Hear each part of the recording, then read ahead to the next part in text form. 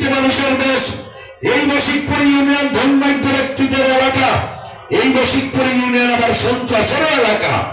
সুতরাং সব থাকবে, শুধু সন্ত্রাস, চাঁদাবাজি, মাদক ব্যবসাটা বন্ধ করতেই হবে।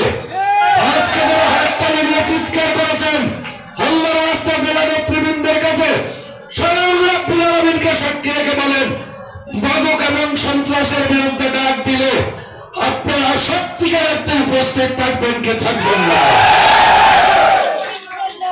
যদি এই মানসিকতা থাকে, বশিকপুরের মানুষগুলোকে ঘুমাতে দিতে পারবো আমরা।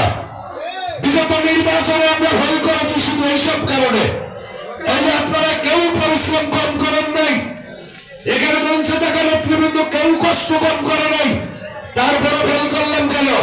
জামাতের জান্নাতের টিকিট কোথায়? এখন জান্নাতের টিকিট মানুষ এখন ফ্যামিলি কার্ড পায়, দুস্থ পরিবার দুস্থদের চাউল পায়, মানুষ রাস্তা পায়, মানুষ স্কুল কলেজ পায়। জান্নাত কোথায় পায় জামাতে ইসলাম? যে প্রচার করেছে মহিলাদের কাছে যে ভোট দিলে জান্নাতে যাবে পাল্লা মার্কায়, আর জান্নাত কোথায়? যারা মন থেকে বলেছেন এরা মুনাফিক, আর যারা বিশ্বাস করেছে তারাও বেঈমান হয়ে গেছে। তাই মনে করলে ইসলামে আপনার প্রত্যাশার কোনো সুযোগ নেই।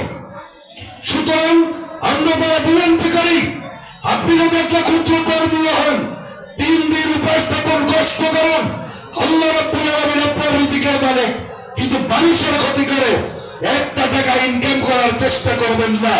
যদি করেন অথবা আমি যদি করি, রোজ আসলে মাঠে আল্লাহ যেন ছেড়ে না দেয়। প্রিয় উপস্থিতি, সঠিক এবং সুন্দর নেতৃত্ব করার জন্য সকলের সহযোগিতা চাই। জেলা যুবদল এবং থানা যুবদলের কাছে অনুরোধ, বশিকপুর ইউনিয়নটাকে বুকে নিয়ে, মাথায় নিয়ে ন্যায়সঙ্গত, ন্যায্য, সুষ্ঠু, ভদ্র, সভ্য, শান্ত এবং ত্যাগী নেতাদের কর্মীদেরকে যারা সহযোগিতা করে, তাদের পাশে যারা থাকবে, তাদেরকে দিয়ে কমিটিটা গঠন করে নেবেন।